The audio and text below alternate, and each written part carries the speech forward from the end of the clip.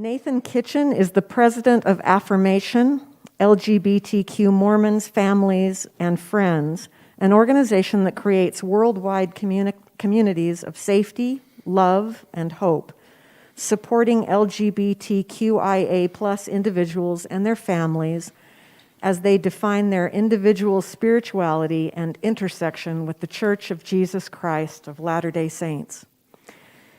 Nathan is the proud father of 5 children. 5 children. 5. Wow. I want to hear all their names and ages after. Right? Okay. We'll share photos. And 3 grandchildren, and lives in Gilbert, Arizona with his husband, Matthew Rivera. The title of his presentation is Unashamed Authenticity, Unapologetically Navigating the Queer Latter-day Saint Intersection During an Ongoing Restoration. Nathan. Thank you.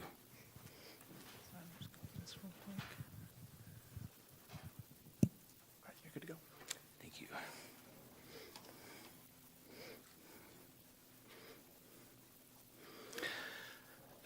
Good morning. I bring you greetings from the margins and am excited to discuss what is currently happening in the queer Latter-day Saint intersection. Affirmation was founded in 1977 and is now 45 years old. We have grown up side by side the LGBTQ civil rights movement.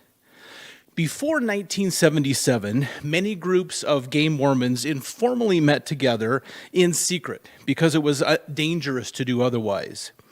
One of these informal groups were BYU students. Between 1976 and 1977, 2 of these students submitted to electroshock therapy in an attempt to cure their orientation. When the therapy failed, they became overwhelmed by feelings of massive unworthiness, which they felt they could only resolve by taking their own lives.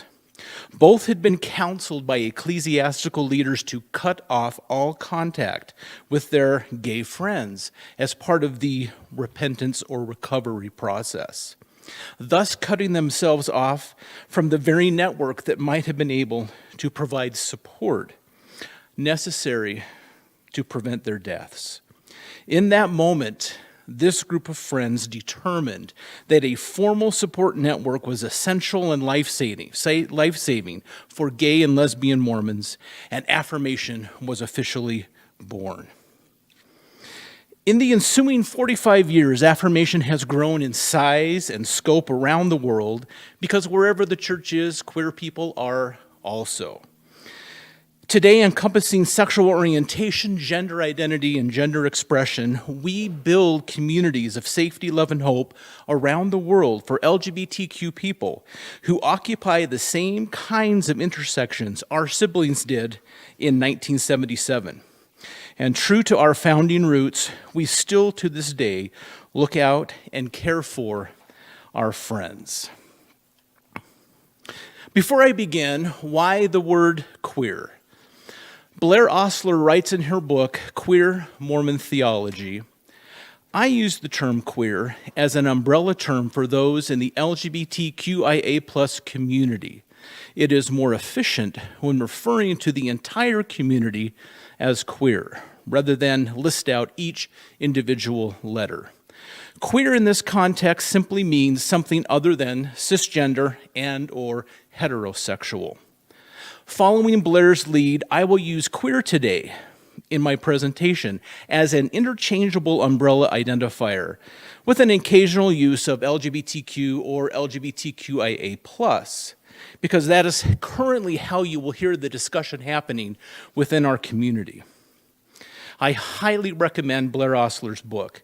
It is a thoughtful work in our own Latter-day Saint theology, where Jesus is not wiping away our queerness, but is instead the Christ who experiences queerness with us.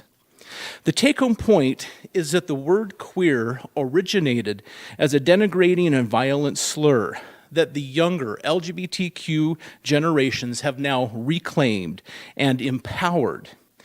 More and more it is being used in the academic community as well. However, it is not a universal personal identity, and it is standard that you ask a person how they want to be identified and then honor that. Also, when we look at all of what all the LGBTQIA plus letters mean, it describes both sexual orientation and gender identity. Those things are not the same, and it is important to realize that even though we as a community show up together and show up for each other, experiences surrounding gender identity are completely different than those revolving around sexual orientation. I will be clear today when I am speaking about the sexual minority experiences or gender identity experiences. Today, I am speaking from a queer-centric position, unashamedly and authentically telling of the conditions and experiences within this intersection. In the past, when a queer person intersected with the church, this intersection was defined by the church, where the church assigned meaning to your experiences and identity. They ran the show. A queer person's worth and value was measured by the yardstick. What does the church think about queer people? The problem of this perspective is this. What the church authoritatively thinks about queer people has drastically changed over the years. The constant parade of church books, talks, websites, and policies about queer people over the past 70 plus years illustrates this type of change. Kyle Ashworth of Latter Gay Stories has done a phenomenal job documenting this change over time. This continual changing perspective of what the church thinks has become a moving target and just tiresome to chase. To tie your self-worth and commit your life's future to changing opinions and shifting sentiments, no matter how authoritative they may be, is building your life and self on a foundation of sand. It is dangerous to your mental, emotional, physical, and spiritual health. Being queer-centric means that instead of being tossed to and fro by the changing and shifting sentiments currently defining queer folk, you are instead centering on the dignity of the queer person who is courageously navigating their personal intersection with the church. People over ideas is always good policy. This is the healthiest of all premises for queer individuals and their families. Each queer person owns their intersection with the church. They are the ones who are navigating it. They get to define it, and they get to assign meaning to their experiences there. In this intersection, we understand ourselves, even when authorities tell us that we really don't. In this intersection, it's okay to speak up and change the narrative. It's even okay to walk away when confronted with prejudice, harassment, and discrimination. Today, we celebrate the queer navigator, not at the expense of the truth or belief in the church, but in celebration and affirmation of the queer soul. Today is not an us versus them moment. If you start to hear this presentation in binary, either pro-church or anti-church, Mormon, ex-Mormon, belief versus unbelief, or an us versus them, that means you have slipped off the center road and have run yourself into the binary rut of ideologies on either side of this discussion. Today, I need you out of that rut, because when we focus on the human, the person, the navigator, we are in a place where the most productive and helpful discussions are happening. That is the space where change happens, not in the rut of binary thinking. I want to be perfectly clear here. I am not telling people to stay in the church or leave the church. Everyone navigating their intersection with the church must figure out what they want to do and where they want to be that feels safe and healthy for them. The queer Latter-day Saint community is not a monolith.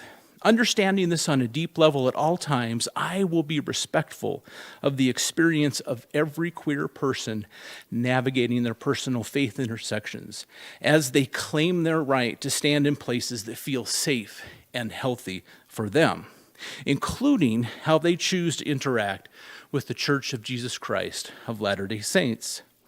I will not be so generous to power centers that litter this intersection with prejudice, harassment, or discrimination towards queer people and their families.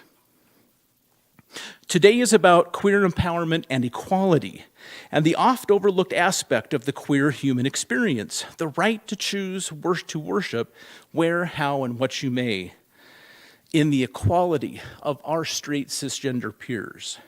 Today we will confront the queer Latter-day Saint intersection. Just know that talking about the intersection is not for the faint of heart, and it may feel a little uncomfortable at times, because it is easy as a church or a non-queer person to become defensive and dismissive when you hear about queer people having a rough time navigating a heterosexual cisgender system when you don't feel or see a problem. But stick with me. It's worth it. Let me introduce the intersection as it stands today. A few years ago, my family met up with my sister's family who live in Seattle. We rented a boat and navigated around the San Juans for a week. It's just an amazing part of the country. To do this safely, you need to both know where you are in water and the underwater hazards. Relying on a GPS sonar system allowed us to safely enjoy our time in the San Juans and not end up out in open ocean or sinking the boat to the bottom of the channel. Latter-day Saints have a navigation system that allows us to see the big picture as we chart our course here in mortality. It's called the Plan of Salvation or Plan of Happiness. If you are a straight cisgender person, your belief in faith will navigate you successfully all the way to the top, to live with God again, because two particular actions, presenting at the judgment bar as the gender you were assigned with at birth and being married to someone, or in the case of polygamy, married to others of the opposite sex, who are decidedly taking heterosexual and cisgender actions. All else being equal in our belief and faith as queer people, authentic queerness bars us entry. I see this as a theology incomplete in an ongoing restoration. Others see it as a core feature that must be defended at all cost, including human cost. Now, because this is just the way that it is right now, the church just doesn't know what to do with us here in mortality. They hold us, they infantilize us, and segregate us both culturally and theologically. This creates the conditions in our spiritual home that we encounter as queer Latter-day Saints in this intersection. It would be nice if our spiritual home looked the same as our straight cisgender peers does, but it doesn't. It is very different. It's a very different experience with different rules and different expectations. A couple years ago, I wrote an opinion piece for the Salt Lake Tribune highlighting the main feature of the queer Latter-day Saint intersection, the rainbow-stained glass ceiling. We are familiar with the term glass ceiling. That refers to the real but invisible barrier that prevents women from rising above a certain level in a hierarchy. In the church, we have a rainbow-stained glass ceiling for queer Latter-day Saints. It is firmly in place to prevent queer people from rising alongside their straight cisgender peers in privilege and opportunity. The rainbow-stained glass ceiling is central to the queer Latter-day Saint intersection here in mortality. For sexual minorities, it is marriage equality. For transgender Latter-day Saints, it is transitioning. It is what every queer Latter-day Saint is currently aware of, fearful of, navigating under, crashing against, or navigating away from. I'll walk you through this intersection now. It does not exist for our straight cisgender Latter-day Saints. Here's the landscape of this intersection. It is a plan of salvation type map of what happens above and below the rainbow stained glass ceiling for both sexual minorities and transgender Latter-day Saints here in mortality. Above the rainbow stained glass ceiling is privilege. Below the ceiling is where queer Latter-day Saints are held. And I might add that we are told we are lovingly held there by acts of prejudice, aka discrimination. Privilege and acts of privilege look a little different between sexual minorities and transgender Latter-day Saints. So on this slide, I'll illustrate what it looks like for Latter-day Saint sexual minorities, but as we go along, I will discuss the environment transgender Latter-day Saints encounter, both above and below the rainbow stained glass ceiling. So let's start on the lower left. In the short term, all our youth and young adults in the church are expected to refrain from sexual relations of any kind. This is an equal ask of all sexual orientations. Then, one day, amidst a feeling of living equally among your peers, there is the capture. For sexual minorities, marrying age is typically the moment of reckoning where you realize that all this time your straight peers have been living in abstinence while you have been living in celibacy. Abstinence is waiting until marriage. Celibacy is the discipline of waiting forever because marriage is not approved for you. This is when our sexual minorities are carefully captured and funneled into the official celibate order of the church. This is not a celibate order of religious elites, such as in Catholicism, where the celibate order runs the church. This is a second-class subgroup under the suspicious gaze and supervision of the straight majority. Now, if someone chooses to be single, no matter their sexual orientation, I'm all for that. They have self-determined that this is what's best for them. However, to force celibacy and deny marriage as the only option for sexual minorities if they want to remain a part of their spiritual home, to belong, is an act of prejudice. Forced celibacy under the threat that you won't belong anymore if you don't comply is also very harmful to one's mental, emotional, physical, and spiritual health. Now, it used to be that the church counseled gay men to marry a woman as a type of conversion therapy to be able to partake of the kind of marriage that leads to exaltation, the highest degree in the celestial kingdom. This policy turned out to be so disastrous and dangerous for everyone involved that the church finally stopped the practice. It is no longer the policy of the church. It is no longer an official option. So if you do find the love of your life and marry under the rainbow stained glass ceiling, you will violently crash up against the impenetrable rainbow stained glass ceiling. You will be invited to divorce or else be excommunicated. There is no polite way to say this. This is spiritual violence, to tear a family apart.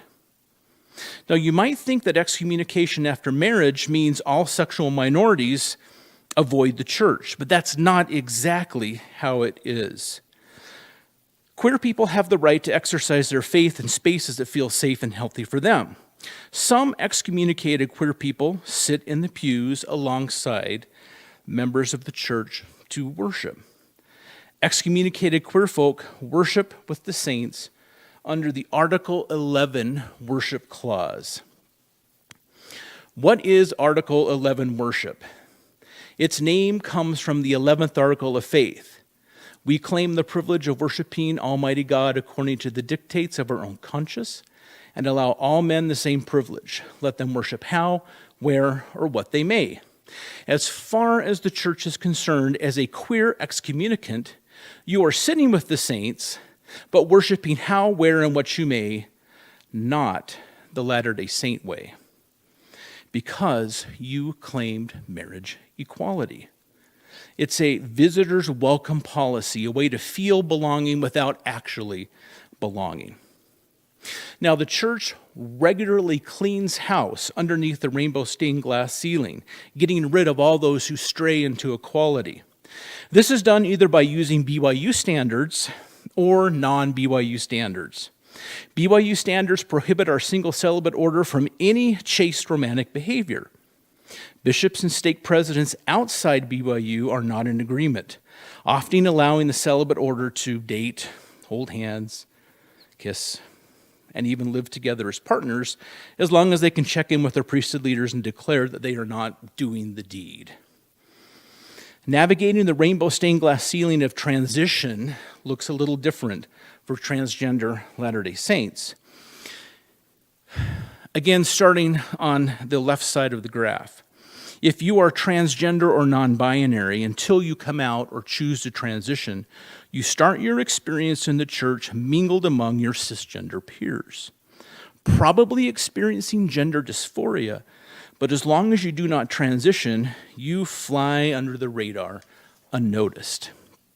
For transgender Latter-day Saints, the capture begins when you come out or transition. The church opposes any form of transitioning and states that any form of transitioning will result in restrictions of privilege. These restrictions are very dependent on your local priesthood leader's understanding and preference. It becomes very subjective, which is dangerous for transgender Latter-day Saints, because now you must navigate a whole set of unwritten rules unique for the place that you live. Privilege, in the case of our transgender Latter-day Saints, is to be able to live unrestricted in the same privileges that their transgender peers, that their cisgender peers enjoy above the rainbow stained glass ceiling. The official stance of the church says, although some privileges of church membership are restricted, other church participation is welcomed. But depending, again, on where you live, you can still only enjoy some access, like attending Relief Society or priesthood according to your own gender, expressing your gender authentically, or perhaps serving in a few limited callings. Again, like with sexual minorities, there is a harsh BYU standard and a hometown bishop stake president standard of enforcement of life underneath the rainbow stained glass ceiling. We see this as recently as last week when BYU dismissed 3 transgender clients from the on-campus BYU Speech and Language Clinic because their speech therapy health care as transgender students, which BYU considers a form of transitioning, is a violation of church policy, and they will have none of that on campus. However, it is very different in words and stakes outside of BYU around the world. For example, we know of a trans woman who remains married to her wife of 30 years, and together they have been called and sustained to serve as primary teachers together, where immediately prior to transitioning, she was the first counselor to the bishop. But then we are aware of other words and stakes that create a hostile environment for those who are socially transitioning, and in some cases excommunicate those who socially transition. It just is truly all over the map. The take-home point when understanding the physical makeup of this intersection is that it comes from a place of prejudice.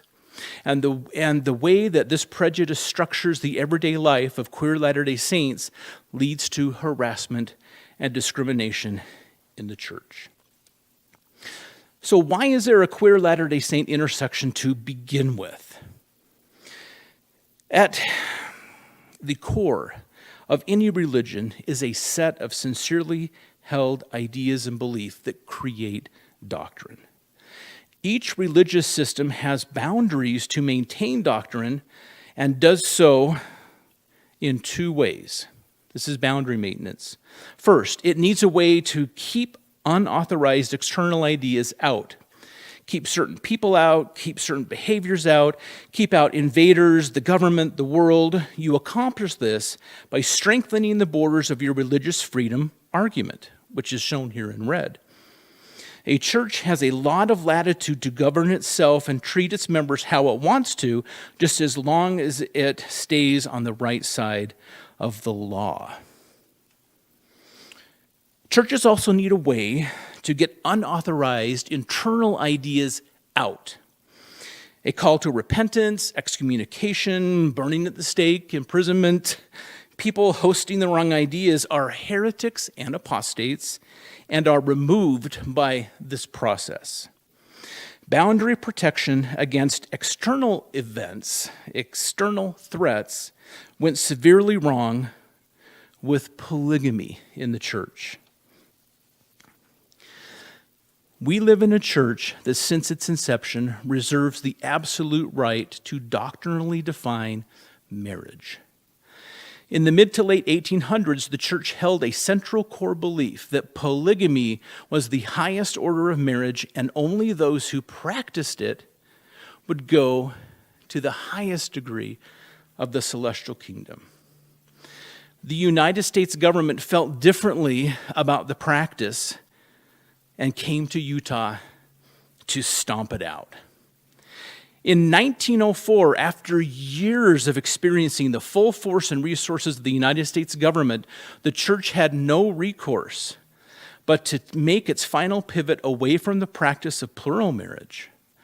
The end of polygamy signaled that the federal government had successfully regulated the behavior of the members of the Church of Jesus Christ of Latter-day Saints against their own doctrine, against their identity as a church, and against their lived experience. It was a humiliating experience to be violated like that. Queer people know exactly what it is like to be violated by laws and court rulings.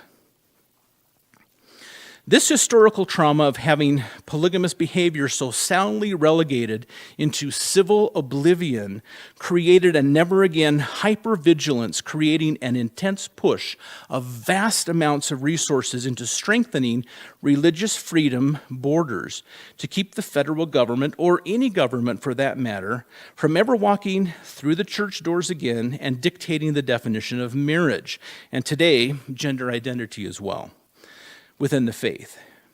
We have an extremely politically active church, just not in the U.S., but the church is extremely active in countries where queer civil rights movements are still in their infancy, working diligently to help enact anti-queer laws so that other governments don't breach their walls.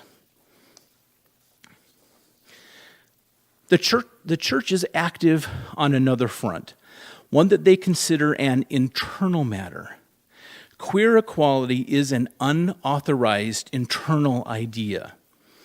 There are elaborate management mechanisms put into place to prevent equality or get rid of people who demonstrate equality. It's a full-time job because queer people are continually being born into the church. We are a perpetually renewing internal resource that never will go away. The church handbook, Serving in the Church of Jesus Christ of Latter-day Saints, has a new section for leaders and members entitled Prejudice. The church calls on all people to abandon attitudes and actions of prejudice towards any group or individual.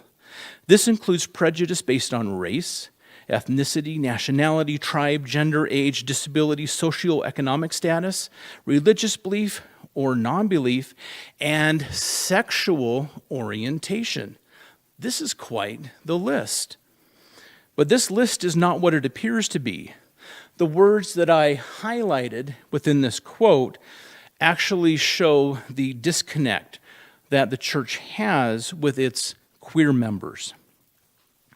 At first glance, that list elicits positive associations because it is fabricated to look like a familiar EEOC non-discrimination list that we all see at work. The addition of sexual orientation in that list also adds the vibe that a protective environment of equal opportunity and non-discrimination possibly exists for queer people in the church. During subsequent glances, the EEOC mimicry falls away, especially when you try to resolve the dissonance between actions of prejudice with how life in the church is currently structured for queer Latter-day Saints. This statement in the handbook is not a protective anti-discrimination statement for queer members, and we are all confronted with a confusing dilemma of dissecting exactly what this list really is and what prejudice and acts of prejudice towards queer members means in the church. To the typical reader of the church handbook, prejudice is defined as a personal attitude not based on reason or actual experience, and actions of prejudice is just discrimination. Therefore, it would be reasonable to read this as a statement against prejudice and discrimination. However, nothing could be farther from the truth. For when you define prejudice in a religious setting, such as in the church and the handbook, you insert God into the equation. Prejudice now becomes a preconceived opinion about queer people that is based on the power structure's current understanding of what God thinks about queer people. Because of this, acts of prejudice are morally acceptable if done in the name of God. From this position, the church can reasonably claim to hold no prejudice towards queer people while creating and enforcing a unique and inequitable religious standard in the name of God. The handbook section on prejudice is ironically a statement founded in queer prejudice. Steve Sandberg, Brigham Young University's general counsel, summed it up best when we met together in the fall of 2019 to discuss the discriminatory treatment of queer BYU students on campus.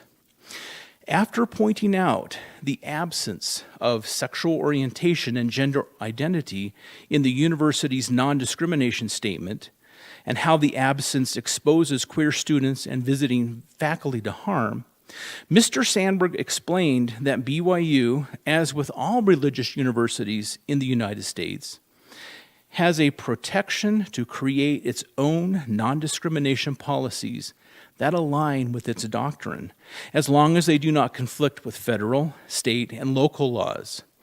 What may be seen as inequitable to others are protected religious tenets of belief. If it's not obvious to you yet, it has been very obvious to the church since its tussle with the federal government over polygamy. You need laws that will allow you to practice ideas that people on the outside might find objectionable.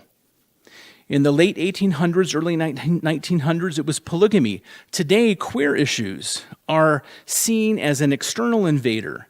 And the best way to ensure that there are laws in place to protect your religious liberties, to perform acts of prejudice against other people, is to have a very heavy hand in the legislative process.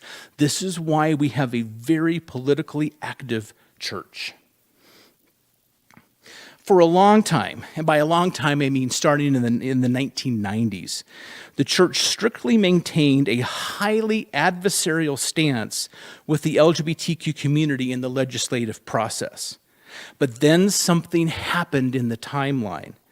The church started losing in the courts. As an adversarial relationship at the legislative level, it just wasn't working because the courts were ruling for equality and civil rights. In the face of these court losses, the church saw the writing on the wall that LGBTQ civil rights were going to happen in the United States, and it was time to pivot in strategy in order to protect its ability to maintain prejudice and acts of prejudice in-house, protected by religious freedom. By the time marriage equality had been upheld by the Supreme Court in June of 2015 with the Obergefell ruling, the church had quietly abandoned the adversarial approach that made it famous in the 1990s, like with Prop 8 in California. for a cooperative approach where high priority was now given to building relationships with queer community leaders. You might remember the Utah Compromise that was enacted in 2015, banning discrimination against queer people in housing and employment while protecting religious institutions that object to homosexuality and self-determination of gender identity. The relationship required to make such a compromise didn't happen overnight, and that relationship building continues mainly under the radar today. A few months ago, President Dallin H. Oaks spoke at the University of Virginia. His speech unveiled the long multi-year strategy the church has undertaken to build a relationship with queer organizations in the public sphere. President Oaks acknowledged that working together in the public sphere requires good faith negotiations and constructive politics from everyone at the negotiating table. Queer Latter-day Saints and their families within the ecosystem of the church have a lot, and I mean a lot, to be jealous about concerning the relationship that the church has put the time, attention, and resources to foster with LGBTQ outside organizations. I saw this relationship firsthand at the Mesa Temple Open House, where the church invited leaders of LGBTQ organizations to a night during their VIP week for a personal tour by 2 apostles. Now, these recent words of President Oaks present a disconnect that is hard to process in how the church interacts with queer people between the public sphere and in our faith home, between civil government and church government, between equality and just belonging under the rainbow stained glass ceiling. Constructive politics and good faith negotiations are not an option for queer Latter-day Saints. It's just not a thing. A negotiating table is not a thing. Queer Latter-day Saints experience a power differential when leaders speak to us as individuals within a church setting. So what can we do? President Oaks stated in his speech that preservation of religious freedom depends on the value the public attaches to the positive effects of the practices and teachings of the church. It's a symbiotic relationship between churches and the general public. So consider this as well. The preservation of the status quo in the church concerning queer prejudice, harassment, and discrimination depends on the value that the members attach to the positive effects of the practices and teaching of the church on this matter. It's a symbiotic relationship between the church and its members. If you attach no value to queer prejudice and acts of prejudice within the church, the time has come to speak up loud and proud. And if you feel like you were already doing this, it's time to step up your game. We absolutely need our allies, families, and friends to courageously step up here, because your voices can go to the heart of privilege where ours cannot go. In the spirit of President Oaks' remarks, it is time to publicly and in the pews start attaching the negative effects of the practices and teachings of the church on this matter, because we don't have the tools of good faith negotiations or constructive politics to help this go away. There is no negotiating table.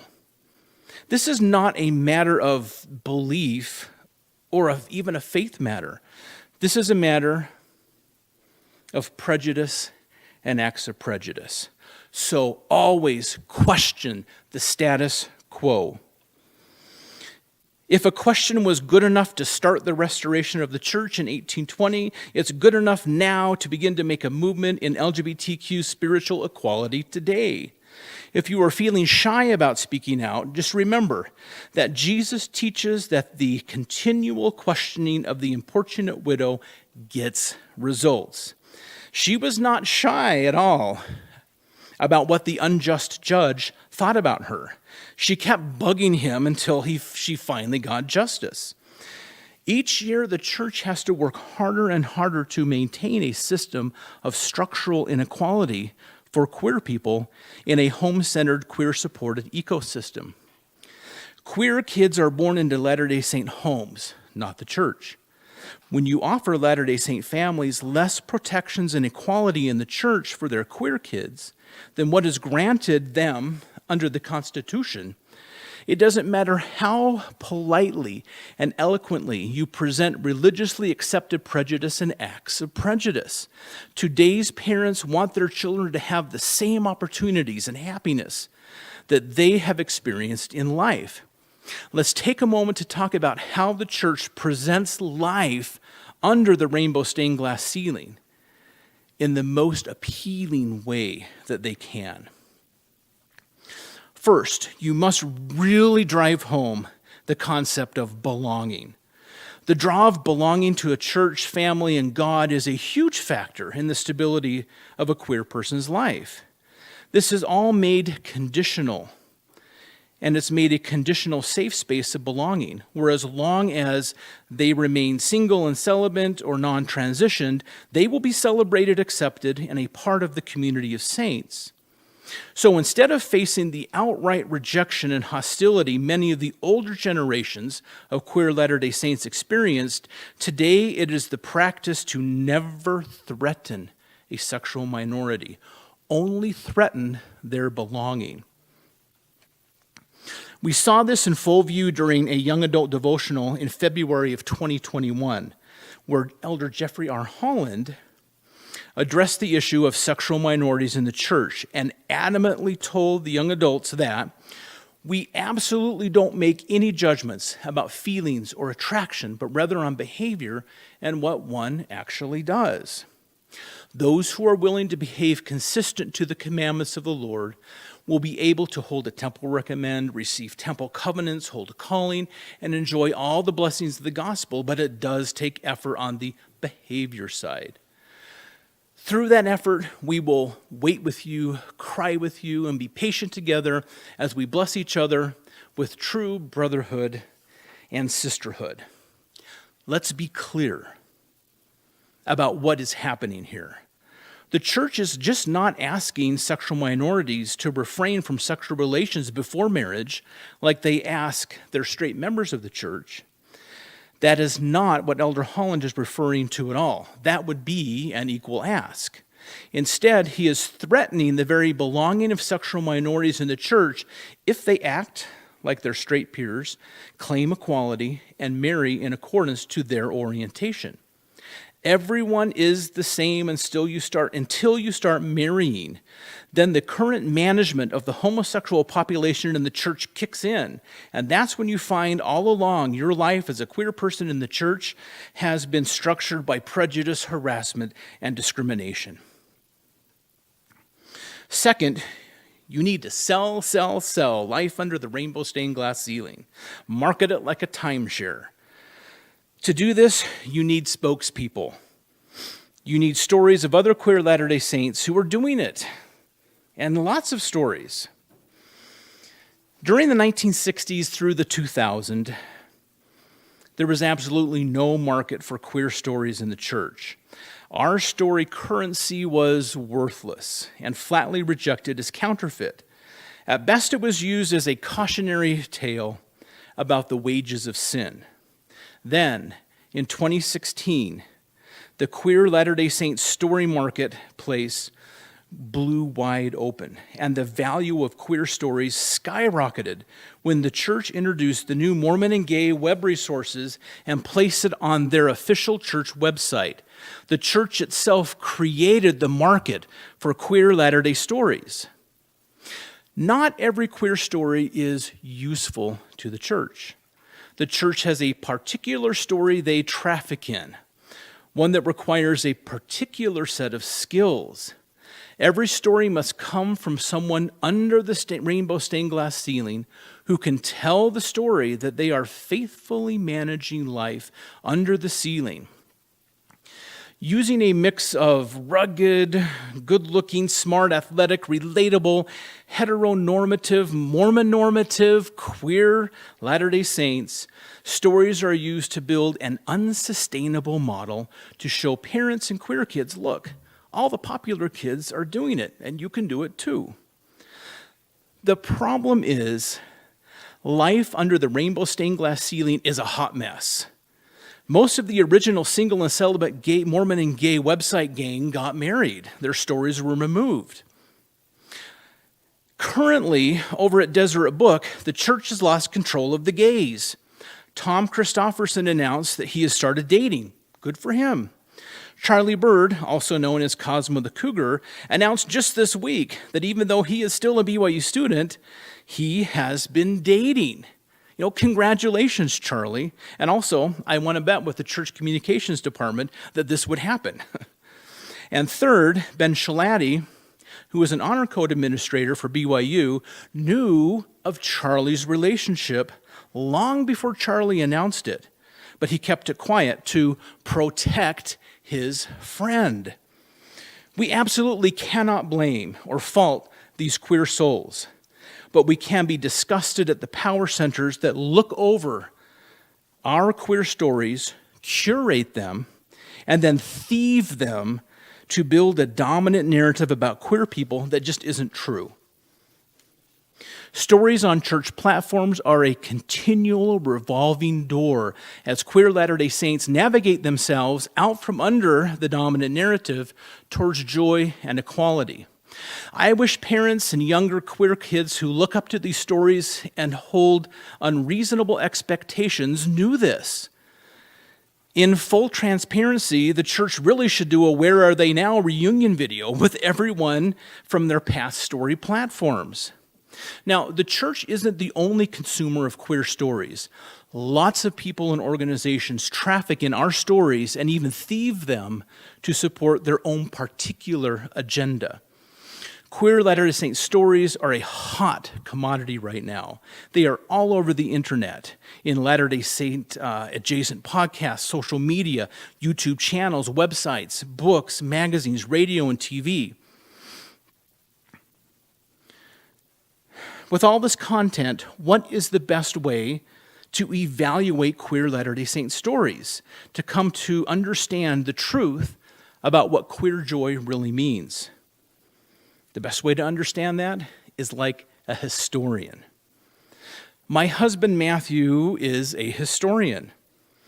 As Matthew moves his world history students at Arizona State from the 16th century to modern history, he comes to a point in time where history stops and the course is over, because they are at a point where current events begin.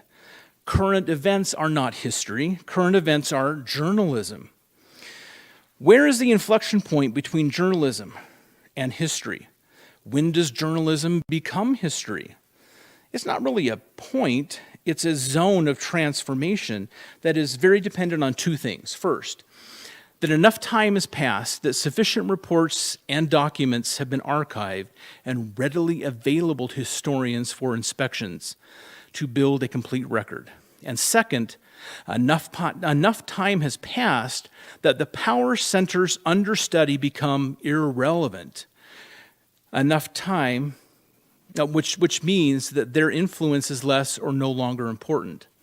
Power structures have immense resources to reframe and restructure a current narrative, and time provides enough distance where the historian is able to look at the material free from that influence. Now, as historians move backward in the timeline, journalism transforms into history.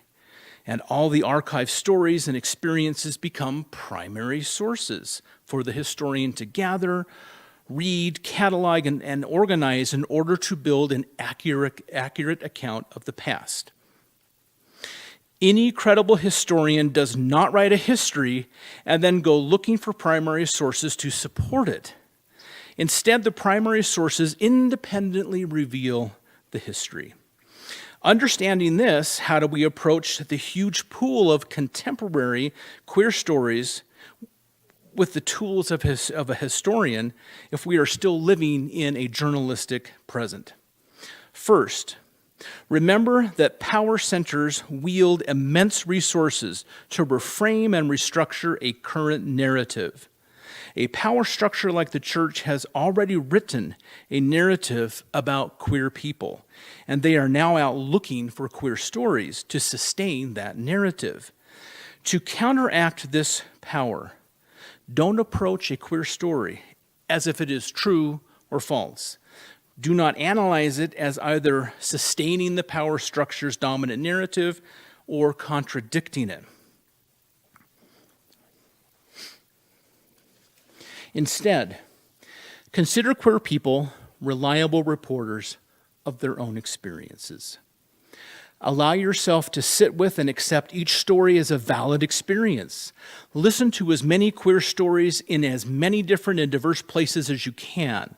Like a historian, gather, listen, catalog, and organize each experience, and begin to build an accurate account of queer people's experience as they navigate their intersection with the church. Let the story show you an accurate account instead of being influenced by the pressures of a power structure advancing its dominant narrative. This is our intersection as queer people, and we are giving you the gift of our stories to understand this as it really is.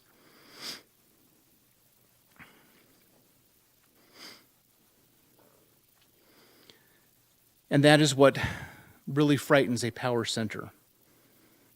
It absolutely threatens the dominant narrative.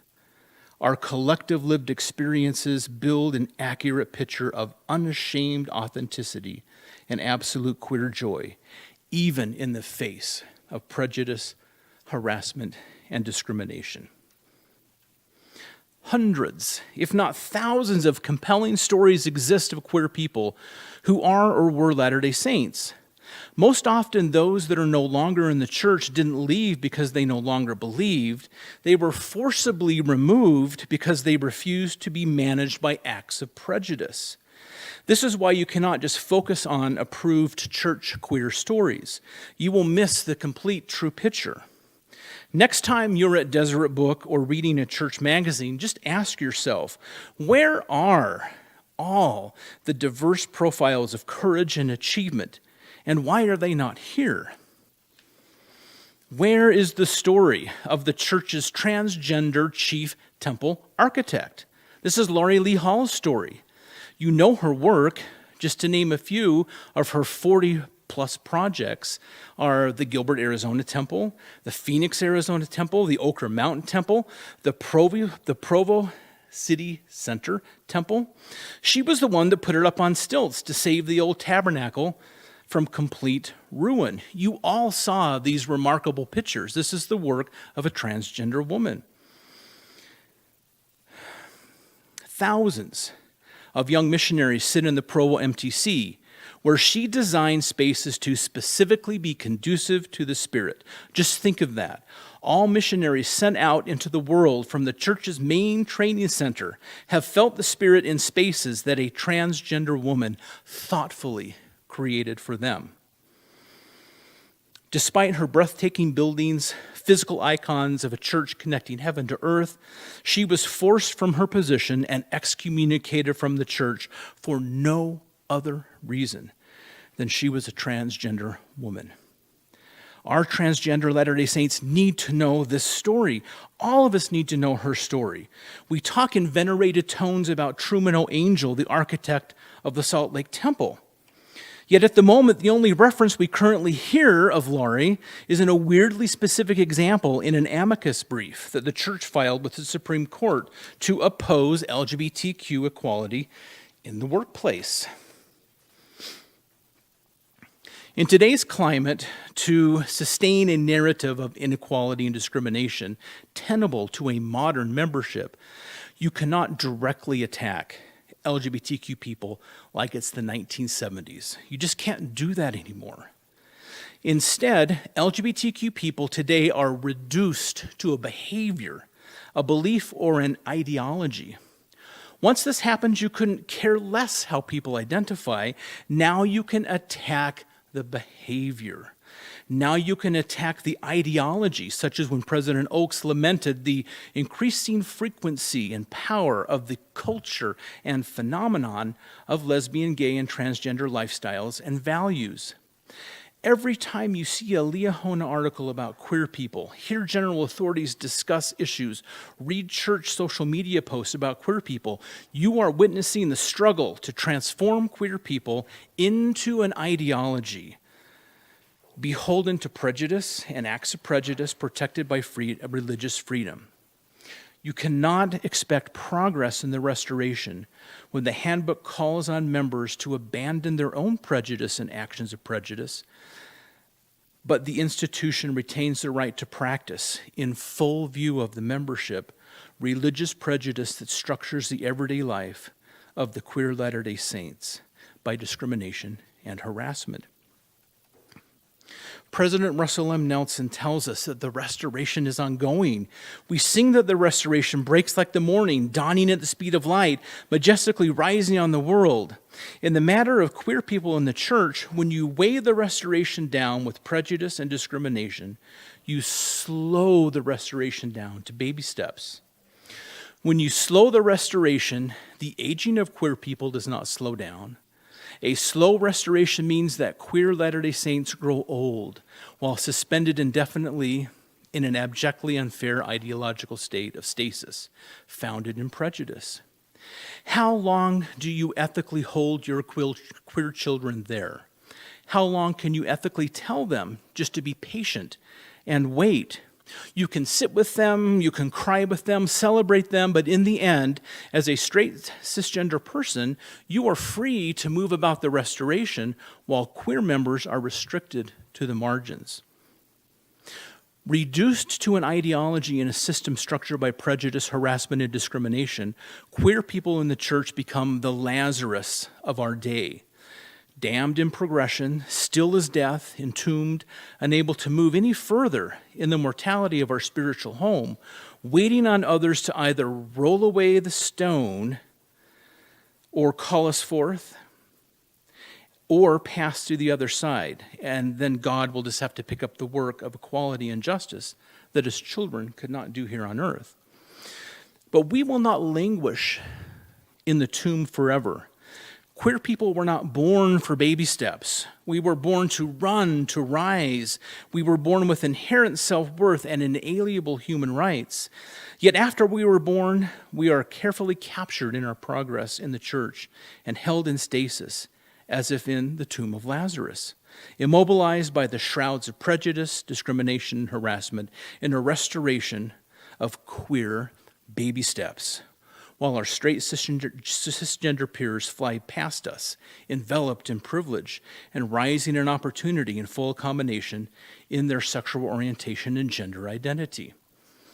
Unable to kickstart the restoration, queer people are not helpless hostages. We hold one of the most powerful gifts of the restoration, personal revelation. Personal revelation is the check and balance to the fallibility of the humans who are called to drive and administer the restoration in our day. Our personal revelation empowers us to claim our authenticity in the face of prejudice and acts of prejudice, and not wait for baby steps, and not wait to be acted upon. Let the restoration catch up to us. The current ask is that we patiently hold in the tomb under the rainbow stained glass ceiling while we faithfully accumulate the stench of Lazarus. You will not, when that day comes that the stone is finally rolled away, you will not be met by the stench of Lazarus. You will not be met by Lazarus. Instead, you will find this tomb empty, for this was not a tomb of Lazarus after all, but a tomb of Joseph of Arimathea, from which we have already risen to walk the path of joy and progression that God has laid out before us. You will need to come find us. This is not a matter of having weak faith. It is silly to say that being authentically queer equals having a faith crisis. We are not faithless or unspiritual. Like all people, we navigate towards joy, not the darkness of a tomb. As long as the rainbow stained glass ceiling remains unshattered, you will continually be wishing your queer children goodbye. It doesn't matter how sincere your well wishes are, how tearful the goodbyes. Collectively as a church, you are the children of Israel who have stripped us of